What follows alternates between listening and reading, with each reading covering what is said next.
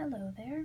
Today I'm going to be talking to you a little bit about CBC, that's Canadian Broadcasters, and I just wanted to talk to you specifically about their money, where it comes from, and something crazy, just absolutely wild, that happened in April of 2014.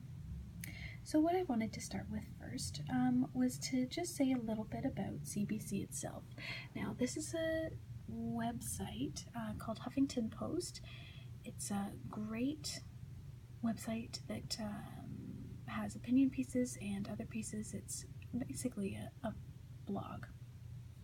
Just what I wanted to say here, this is a blog post that they had specifically about CBC, and this one was discussing that CBC has officially announced that they are going to cut $130 million from their budget and are going to eliminate 657 jobs over the next 2 years.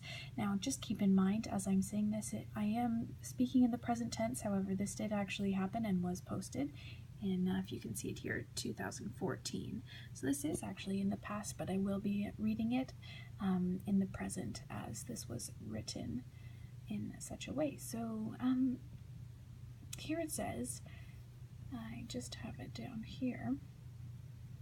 This is just kind of comparing what Canadians pay for their public broadcasters in comparison to other countries around the world. So, for example, the BBC is the world's biggest public broadcasting corporation, and so here, I'll just read it to you. Starting here, all in all, each Canadian taxpayer's contribution to the CBC is exactly $34. That's much less than the $124 per person British taxpayers pay for the BBC, or the $77 per person French taxpayers are dishing out for their state TV.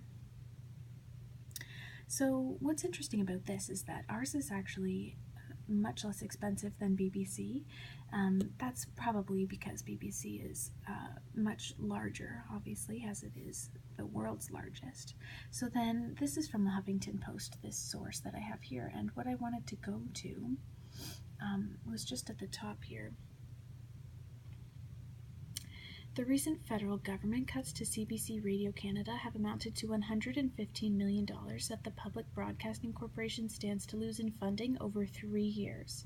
A significant amount of money that directly translates to approximately 600 employees being let go, as well as countless services and programs expected to be slashed. And a reason for this, which I also find very interesting, is because some of their funding actually comes from advertising revenues. So up here it also says, after a year with lower than expected advertising revenues and the loss of hockey broadcasting rights to Rogers Media for the next 12 NHL seasons, employees are expecting deep cuts to take place mostly in the sports, sales, and programming departments.